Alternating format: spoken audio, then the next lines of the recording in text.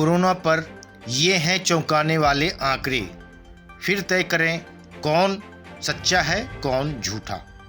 भारत में अगस्त तक 7 करोड़ 40 लाख लोग कोरोना की चपेट में आ चुके थे। ICMR की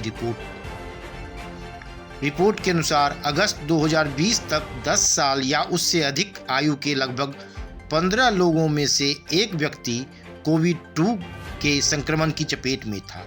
मई और अगस्त 2020 के बीच संक्रमण के प्रसार में 10 गुना तक इजाफा हुआ। कोरोना वायरस संक्रमण मामलों की संख्या के लिहाज से भारत विश्व का दूसरा देश बन चुका है। भारत में कोरोना वायरस संक्रमितों का आंकड़ा 1 करोड़ पहुंचने के करीब है। ऐसे में इंडियन मेडिकल रिसर्च काउंसिल के दूसरे राष्ट्रीय सीरो सर्वे में मिले आंकड़े चौंकाने वाले हैं। ICMR के इस सर्वे में कहा गया है कि भारत में अगस्त तक 10 साल या उससे अधिक आयु के लगभग 7 करोड़ 43 लाख लोग कोरोना वायरस संक्रमण की चपेट में आ चुके थे। इनमें सबसे अधिक लोग शहरी झुग्गी झोपड़ी वाले इलाकों में थे। इसके बाद गैर झुग्गी झोपड़ी वाले और ग्रामीण इलाकों में मिले। लैंसेट ग्लोबल हेल्थ में प्रकाशित सर्वे परिणामों के अनुसार भारत में 10 साल से कम आयु के लोगों पर किए गए सीरो सर्वे से पता चला है कि आबादी का एक बड़ा हिस्सा नोवेल कोरोना वायरस संक्रमण की चपेट में आने के मामले में अति संवेदनशील है। रिपोर्ट में कहा गया है, भारत के अधिकतर राज्यों में संक्रमण का प्रसार तब तक जारी रहने की आशंका है जब तक सामूहिक रोग प्रतिरोधक क्षमता बढ़ाने के लक्ष्य को हासिल नहीं कर लिया जाता है। अब यह काम संक्रमण से हो या टीकाकरण से।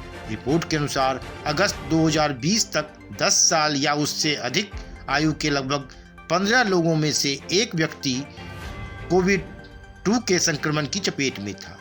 मई और अगस्त 2020 के बीच संक्रमण के प्रसार में 10 गुना तक वृद्धि हुई।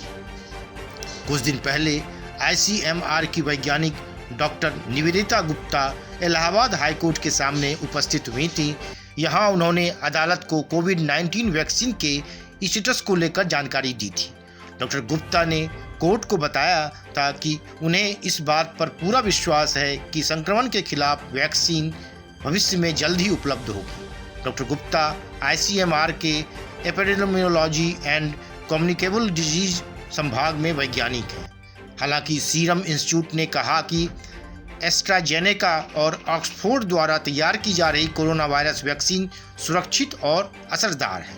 वहीं सरकार ने सभी के लिए वायरस टेस्टिंग आसान बनाने के लिए ICMR में मोबाइल कोविड-19 RT-PCR लैब लॉन्च की है। सरकार ने कहा है कि वह इस तरह की और लैब तैयार करने के बारे में सोच रही है ताकि देश में कोविड-19 टेस्टिंग की क्षमता को बढ़ाया जा सके। इस लैब को National Accreditation Board for Testing and Calibration NABL की तरफ से मान्यता मिली हुई है। ब्यूरो रिपोर्ट, वनडे मैट्रम्स।